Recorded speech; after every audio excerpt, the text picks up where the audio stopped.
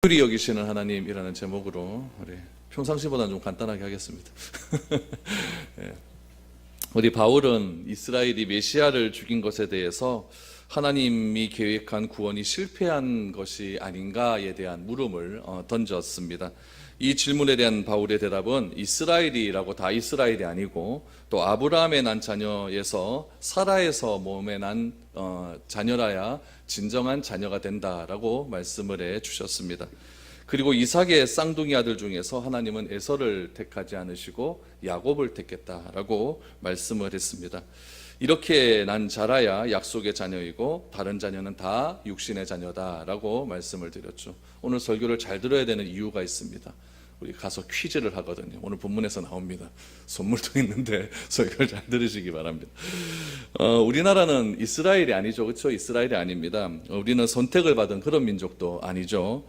우리 조상은 모두 우상을 섬기는 그런 삶을 살았고 우리는 어린 시절부터 불교와 유교의 영향권 아래서 그렇게 살아온 민족입니다. 그런데 120년 전에 복음이 우리나라에 들어오게 되었고 하나님은 우리에게 구원의 길을 열어주셨습니다. 왜 그랬을까요? 우리가 약속의 자녀가 될 수 있는 길이 그 가운데 열렸기 때문에 그렇다는 이야기죠. 우리는 우연히 태어난 육신의 자녀가 아니라 이방인의 나라에서 태어났지만 하나님께서 오래전부터 우리를 택하여 주셨고 부르시고 약속하시고 예언하여 주시어서 우리가 예수를 믿을 수 있도록 은혜를 베풀어 주셨다는 이야기입니다. 그래서 바울은 이스라엘에게 하신 하나님의 약속은 절대로 폐하여진 것이 아니다. 이스라엘에게 하신 하나님의 약속은 절대로 없어진 것이 아니다라고 선언을 했습니다. 그것이 로마서 9장을 시작하면서 질문한 첫 번째 질문의 내용이었습니다.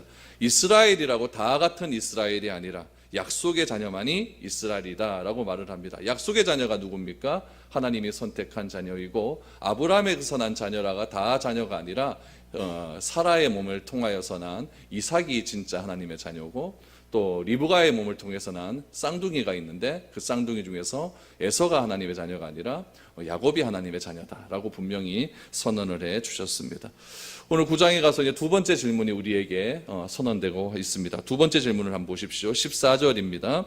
그런즉 우리가 무슨 말을 하리요? 하나님께 불의가 있느냐? 그럴 수 없느니라. 여러분 육신의 자녀가 있고 약속의 자녀가 있다고 했습니다. 누가 육신의 자녀이고 누가 약속의 자녀입니까? 이것은 선택의 문제라는 이야기예요. 하나님께서 선택하시고 예정하신 자는 약속의 자녀이고 그렇지 않은 자는 육신의 자녀다라고 말씀하고 있습니다. 여러분 선택이라고 하는 말 자체가 굉장히 불공평한 거고요. 선택이라고 하는 말 자체가 편애스러운 겁니다. 공정한 것이 아니에요. 둘 중에 누구를 하나 선택했다라고 하는 것은 나는 왜 선택을 받지 못했느냐 이렇게 말할 수 있기 때문에 이 선택의 문제는 굉장히 불공평한 이야기죠. 에서와 야곱인데 왜 하나님이 야곱만 선택하셨습니까? 이거는 편애거든요. 그래서 이 선택의 문제는 굉장히 불공평하고 편애스러운 일이라는 이야기예요. 그렇기 때문에 이런 질문이 나온 겁니다. 14절을 보십시오. 우리가 무슨 말을 하리요? 무슨 말을 하리요? 하나님께 불의가 있느냐? 이렇게 얘기하는 거예요. 선택은 무엇이라고 이야기했죠? 불공평하고 선택은 편애스러운 거기 때문에 이러면 하나님이 잘못된 것 아니냐라고 그렇게 물어보는 거죠. 하나님이 불의한 것이 아니냐? 바울의 대답은 무엇입니까? 그럴 수 없느니라 라고 14절에서 이야기를 하고 있습니다. 그래서 바울은 이 하나님의 선택의 문제를 보다 더 쉽게 설명하기 위해서 두 명의 구약의 사람을 끄집어냅니다. 첫 번째는 모세, 두 번째는 이집트의 왕이었던 바로를 끄집어냅니다. 우리 지난주에는 어떤 사람을 끄집어냈죠? 첫 번째는 아브라함, 두 번째는 야곱, 이렇게 두 명의 예를 들지 않았습니까? 오늘은 바울이 이 선택의 문제를 설명하기 위해서 먼저 모세에 대한 예를 설명드리고 있습니다. 여러분 14절에서 하나님께 불의가 있느냐? 그럴 수 없느니라. 그러면 성경에서 이 불의가 없다는 것을 어떻게 증명하고 있느냐? 우리 15절 말씀을 보시기 바랍니다. 모세에게 이르시되 내가 긍휼히 여길 자를 긍휼히 여기고 불쌍히 여길 자를 불쌍히 여기리라 하셨으니 라고 말합니다. 모세에게 이르시되 그랬으니까 이거는 하나님께서 모세에게 하신 말씀이라는 거예요. 모세에게 이 말씀을 왜 하셨느냐? 이 15절의 말씀을 이해하기 위해서는 배경을 조금 살펴보아야 됩니다. 이 15절의 말씀의 배경이 되는 것이 출애굽기 32장과 33장의 말씀입니다. 출애굽기 32장과 33장의 말씀은 이스라엘이 제일 반역한 사건들이 나오고 있습니다. 이집트에서 하나님께서 초강력적인 능력을 발휘하셔서 애굽에서 구원해 주셨습니다. 가나안 땅을 약속하시죠. 홍해를 건넙니다. 가나안 땅으로 가기 위해서 40년을 훈련시킵니다. 먹을 것이 없다 그러면 매일같이 먹을 것을 허락해 주셨어요. 물이 없다 그러니까 생수를 허락해 주셨습니다. 그리고 모세를 산으로 불러오르십니다. 산으로 불러오셔서 이스라엘 민족에게 있어서 가장 큰 복인 율법을 주시는 거예요. 이 법을 주셨다라고 하는 것은 어떤 의미가 담겨져 있는 거냐면은 너는 내 백성이라고 하는 의미가 담겨져 있는 거예요.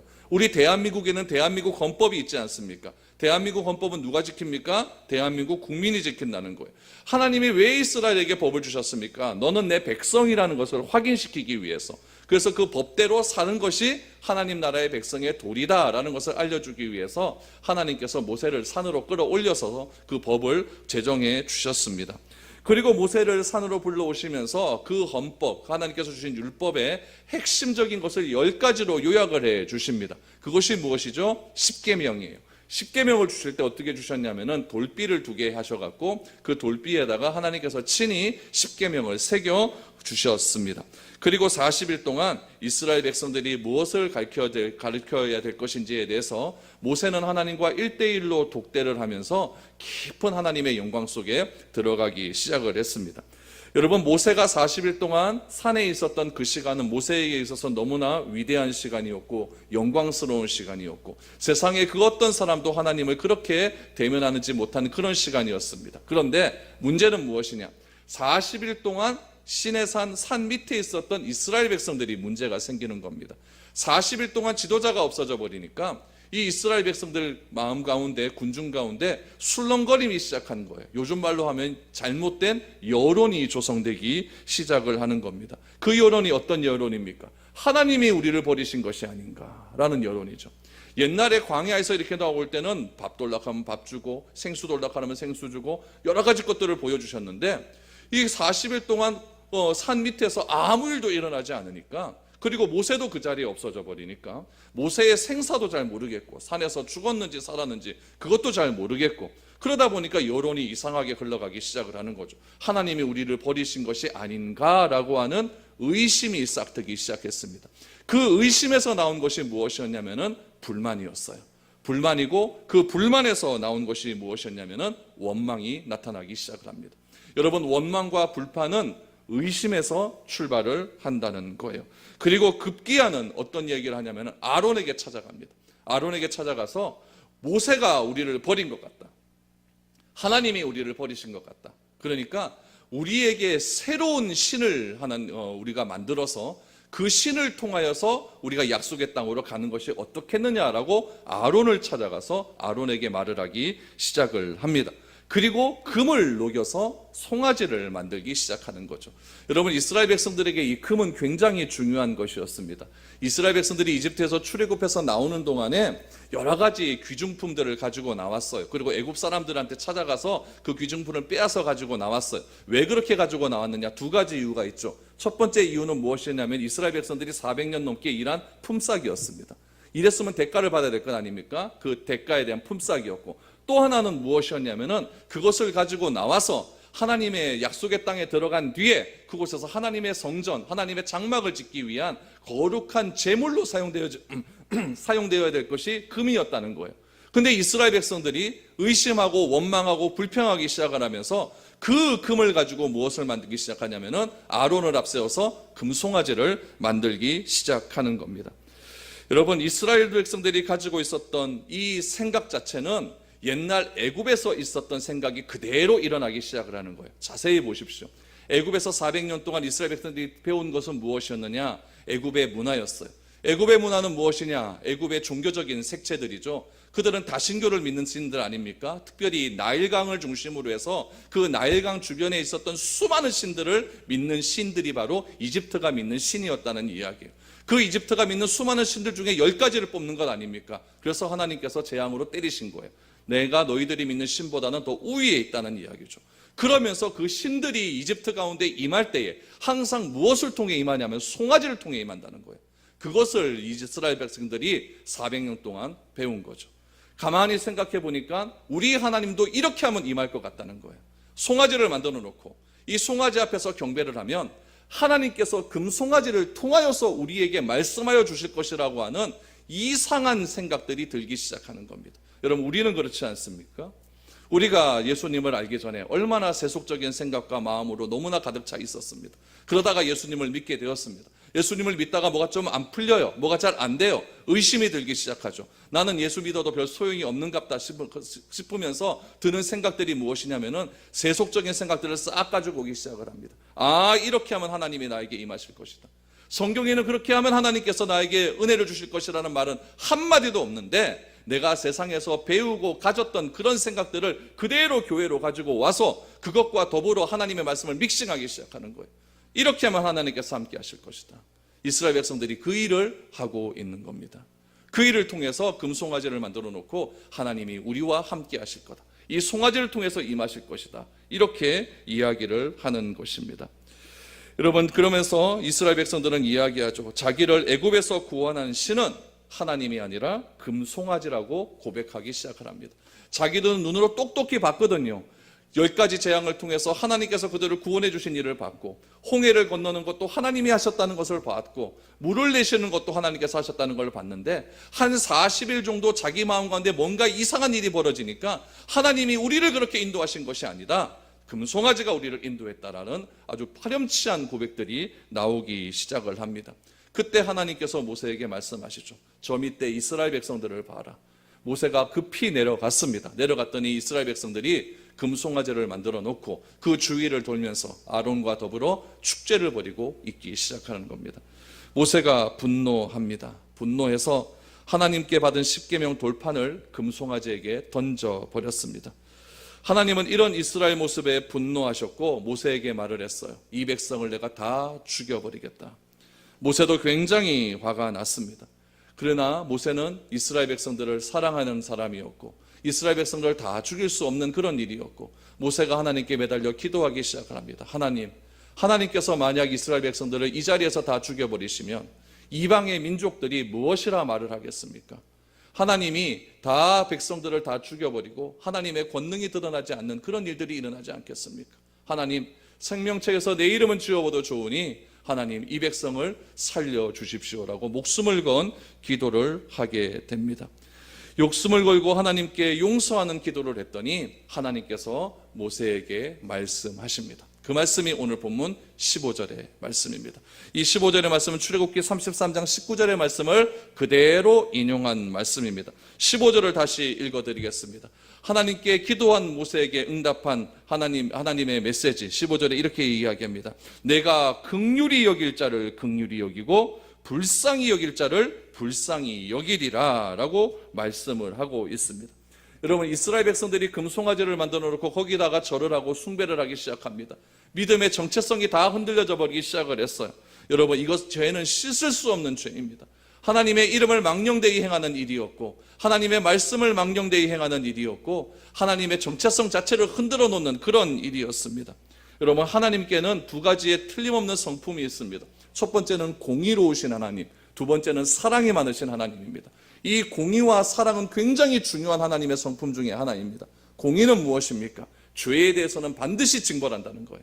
이스라엘 백성들이 죄를 지었기 때문에 이 백성들에게는 죄를 값을 치러야 되는 거예요.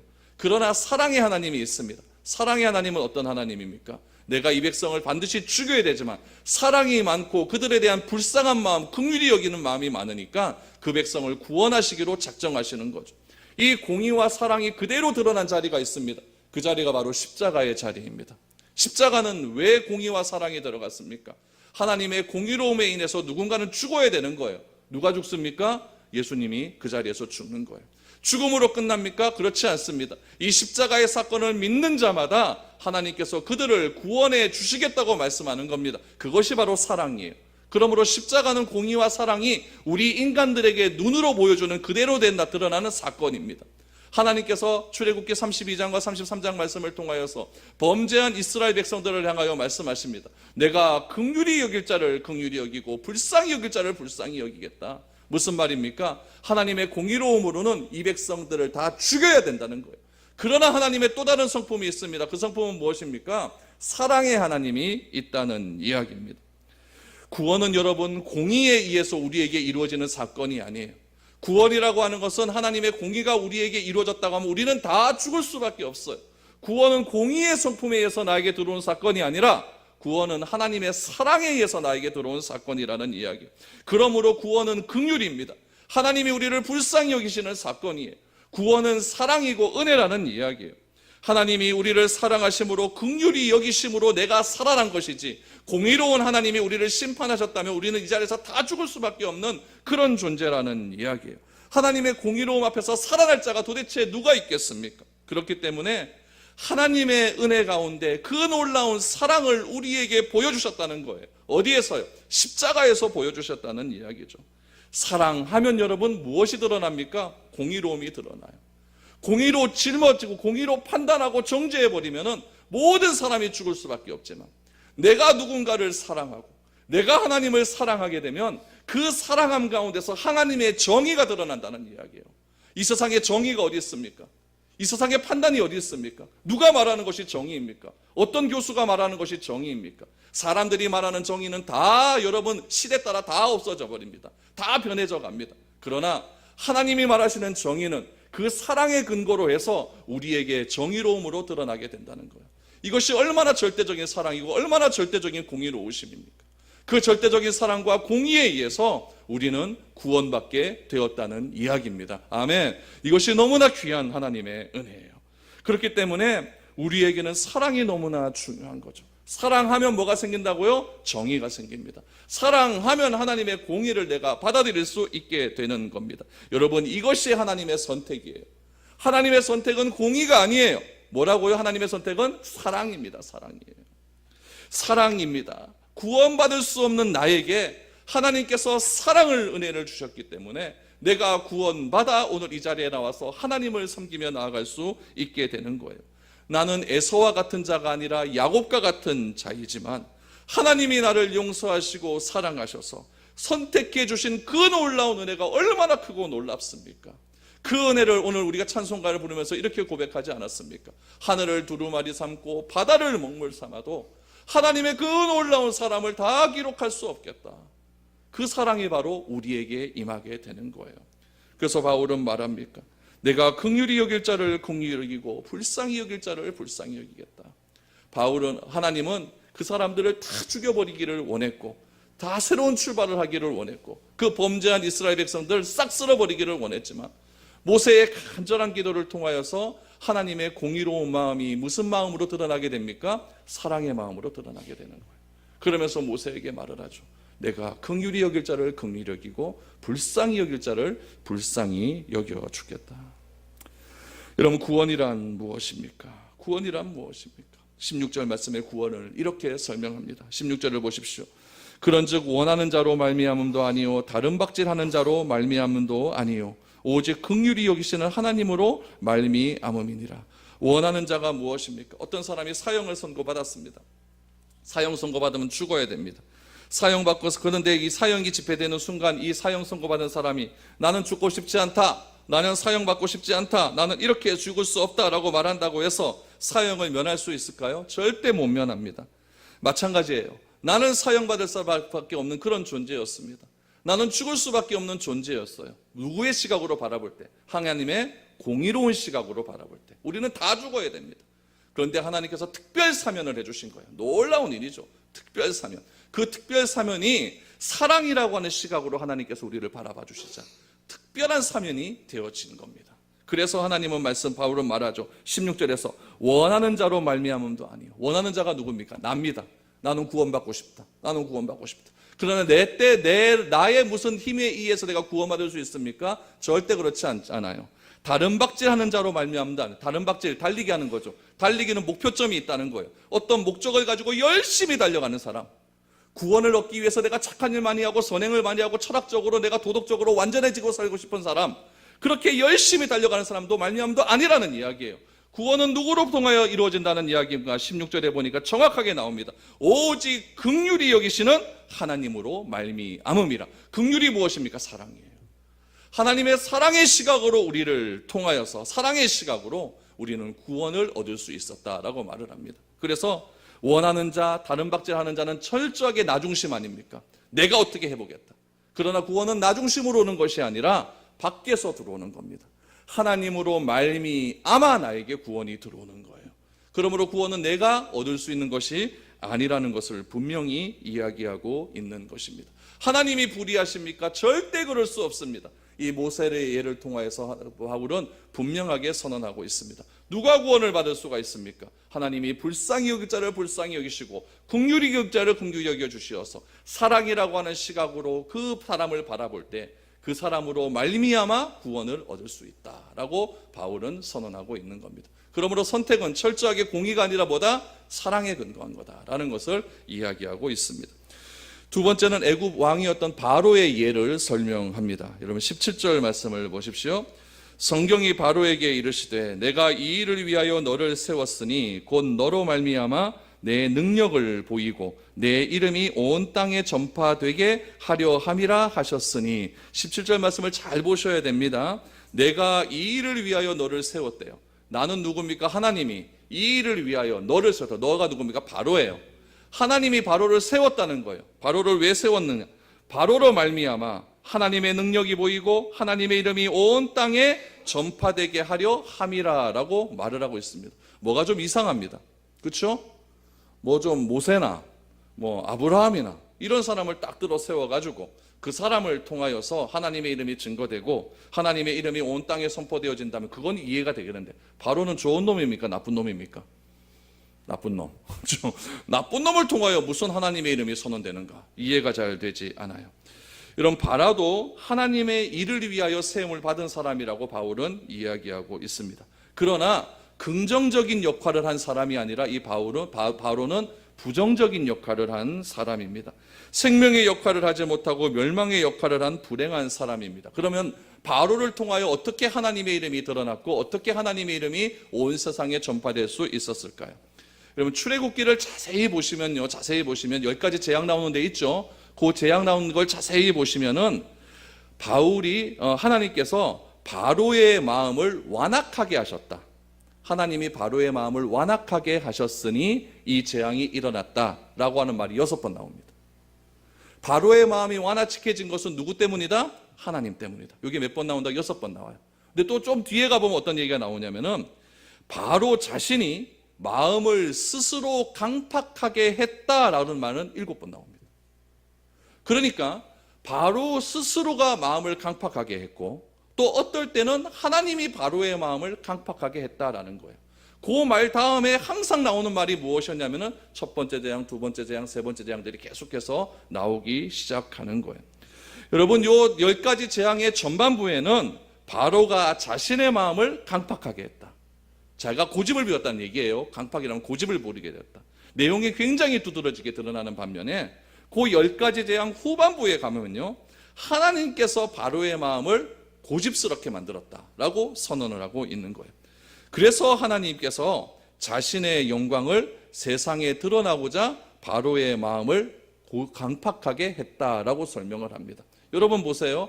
하나님이 바로의 마음을 강팍하게 하심으로 이상한 재앙들이 막 일어납니다. 그 재앙이 일어날 때마다 여러분 이 애굽 땅에 일어났던 그 뭐 개구리 신이나 이의 신 그런 것들이 하나님에 의해서 다 죽임을 당하게 됩니다. 그럼 누가 이기는 거예요? 하나님이 이기는 거죠.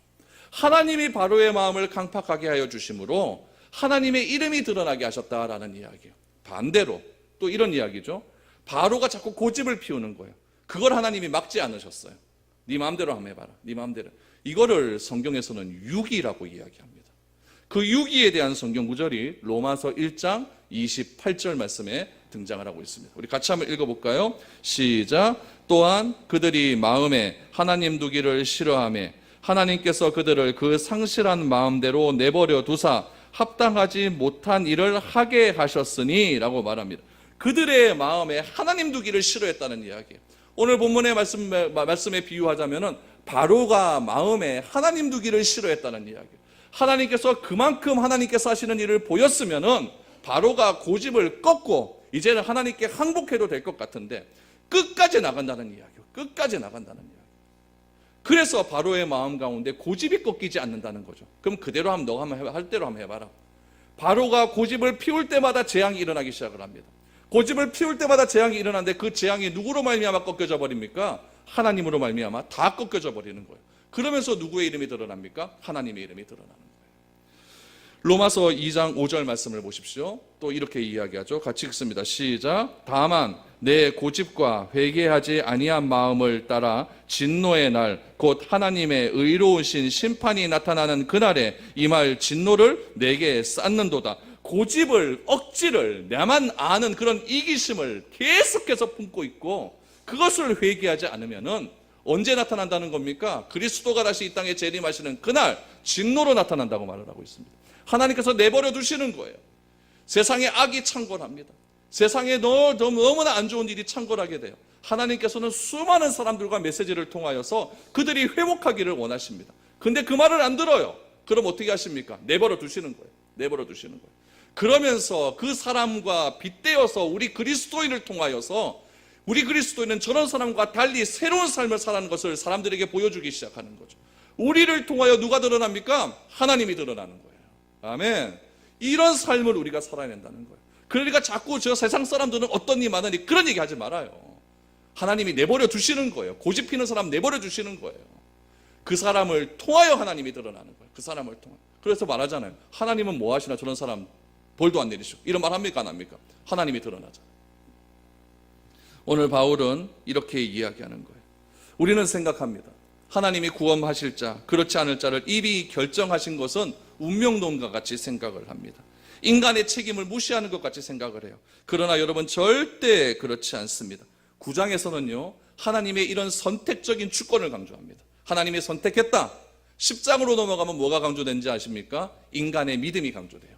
선택하신 하나님을 믿어야 된다. 그럼 무엇이에요? 구원에 있어서는 하나님의 선택도 중요하고 믿음도 중요한 거예요. 균형이 있는 것이 중요한 거예요. 무조건적으로 신적인 그런 운명론에만 빠지게 되면은 우리는 아무것도 안 합니다. 내가 병든 것도 하나님이 정하신 것이고 내가 망하는 것도 하나님이 정하신 것이다. 내가 노력해야 뭐 하겠노? 이렇게 삶을 살아가는 거죠. 그러나 하나님은 그런 식으로 우리를 만들지 않았어요. 하나님은 하나님의 주권과 선택을 강조하십니다. 근데 그 주권과 선택이 너무나 신비로워요. 이해할 수가 없어요. 바울이 로마서 뒤에 가서 그 하나님의 주권과 선택을 찬양하기 시작합니다. 우리의 인간의 지혜로는 도무지 하나님의 일을 알 수가 없도다. 알 수가 없도다. 훗날 우리가 주께서 재림하시는 그날 되면은 완전하게 우리가 드러나 보일 것이다. 그래서 말을 하죠. 우리는 코람데오의 삶을 살아야 된다. 하나님 앞에서 우리가 어떠한 삶을 살아야 되느냐. 우리 인간의 주권을 강조하고 우리 인간의 믿음을 강조하면서 하나님 앞에서 어떤 삶을 살아야 되느냐. 신실한 삶을 살아야 된다. 하나님의 주권을 인정하는 삶을 살아야 된다. 그런 식으로 바울은 이 놀라운 구원의 섭리를 그렇게 풀어 설명하고 있는 겁니다. 십자가상에 있었던 두 명의 강도를 보십시오. 똑같은 자리에 있었는데 한 강도는 예수님을 알지 못하고 한 강도는 예수님을 알아서 그 사람은 구원을 받지 않습니까? 여러분, 예수님으로부터 3년간 같이 다녔던 제자들을 보십시오. 한 사람 베드로, 한 사람 가룟 유다. 똑같이 실수했습니다. 똑같이 저주하고 한 사람은 팔았습니다. 그러나 한 사람은 회개했더니 하나님의 놀라운 쓰임을 받을 수 있는 사도행전의 놀라운 역사를 일으키는 그런 사람이 되었고 한 사람은 자살을 하는 비참한 인생을 살지 않습니까? 우리는 어떻습니까? 회개할 기회가 얼마나 많이 있습니까? 회개할 기회가 있음에 감사할 수 있기를 바랍니다. 하나님은 꼭 멸망의 시간을 허락하실 때에 그냥 멸망하지 않습니다. 우리가 새벽마다 이사야 말씀을 보고 있는데 이사야 말씀에 이방 민족들도 멸망을 하실 때 예언을 할 때 항상 그만 멸망하는 것들이 아니라 유예 기간을 주십니다. 요 기간 준다. 그 기간에 빨리 회개해라. 하나님께서 우리에게 회개할 기간을 주셨습니다. 언제입니까? 바로 지금입니다. 우리는 하나님 나라의 임의와 아직 사이에서 살아가고 있다고 하지 않습니까? 예수님이 아직 이 땅에 오시지 않았으니까 아직 하나님 나라는 완성된 나라가 아닙니다. 그러나 예수님께서 이미 오셨기 때문에 하나님 나라는 시작이 되었습니다. 임의와 아직 사이에 살아가는 우리의 삶들 속에서 우리가 이 시간을 어떻게 살아가야 된다는 겁니까? 나의 고집과 잘못된 것을 항상 하나님께 회개하는 삶을 살아가야 된다는 겁니다. 그래야만 우리가 주님 다시 재림하시는 그때에 우리가 기쁨으로 주를 맞이할 수 있다는 이야기입니다. 바로와 모세에 대한 결론의 말씀입니다. 18절 말씀입니다. 그런즉 하나님께서 하고자 하시는 자를 긍휼히 여기시고 하고자 하시는 자를 완악하게 하시느니라. 여러분, 하나님께서 하고자 하시는 자는 긍휼히 여기신다는 이야기예요. 하나님의 사랑의 시각으로 그렇게 보는 자는 긍휼히 여긴다는 이야기죠. 그러나 아무리 하나님께서 사랑을 보이시고 공의로움을 보이시고 다른 사람을 통하여서 하나님의 영광스러운 이름을 보인다 할지라도 끝끝내 마음을 돌이키지 않고 고집피는 자는 뭐라고 하십니까? 완악하게 하시느니라 라고 말씀합니다. 이것을 누가 뭐라 그러겠습니까? 하나님의 선택에 의한 사건이라는 이야기죠. 여러분, 하고자 하는 자를 강팍하게 된 자, 이 사실을 깨닫지 못한 자가 누굽니까? 바로였습니다. 왜 깨닫지 못했을까요? 왜 깨닫지 못했을까요? 왜 우리의 자녀는 이 사실을 깨닫지 못할까요? 왜 우리의 남편은, 우리의 아내는 이 사실을 깨닫지 못할까요? 왜 우리 부모님은 이 사실을 깨닫지 못할까요? 왜 우리 민족은 이 사실을 깨닫지 못할까요? 바울이 씻을 수 없는 고통이 바로 여기에 있다는 이야기입니다. 하나님이 불의하십니까? 절대 그렇지 않습니다. 불의한 건 누굽니까? 우리 인간입니다. 불합리한 인간의 눈에 하나님의 불의하게 보일 뿐 하나님은 절대 불의하신 분이 아닙니다. 하나님께서 우리의 잘못을 매일매일 기록하고 있다면 우리가 어떻게 삶을 살아갈 수가 있겠습니까? 공의의 하나님이라면 다 죽어야 됩니다. 그러나 하나님은 우리를 사랑하십니다. 그것이 긍휼하심이고 은혜입니다. 사랑의 눈으로 우리를 바라보자 우리는 그 사랑의 눈 가운데 하나님에 들어와서 은혜 가운데 그 하나님의 사랑을 우리가 입으며 살아갈 수 있게 되는 겁니다. 여러분, 왜 내가 긍휼히 여김을 받아야 될까요? 왜 내가 나 같은 자가 구원을 받아야 될까요? 잘 모르겠습니다. 그러나 그 사이에 분명한 것은 하나님께서 나와 여러분들을 사랑해 주셨다고 하는 그 놀라운 사실입니다. 그 사랑이 있었기에 우리는 구원을 받았고 그 구원을 받았기에 오늘 이 자리에 미래로 교회라고 하는 한 모임 속에서 하나님을 찬양하고 경배할 수 있는 겁니다. 오늘 이 자리에 모이신 사랑하는 성도 여러분, 함께 찬양하며 우리를 구원하신 하나님의 이름을 높여드리시기를 바랍니다. 그것이 우리가 이 세상에서 살아가야 되는 목적이고 이 세상 속에서 수많은 어리석은 자들 가운데서 하나님을 드러내는 삶을 살아갈 때 하나님은 그 일을 통하여 우리를 기뻐해 주신다는 이야기입니다. 오늘 그 일들이 산청에 가서 역사적으로 나타날 수 있기를 축복합니다. 그래서 아름다운 일들, 좋은 일들, 행복한 일들만 우리 삶 가운데 흘러넘쳐날 수 있기를 주님의 이름으로 축복드립니다.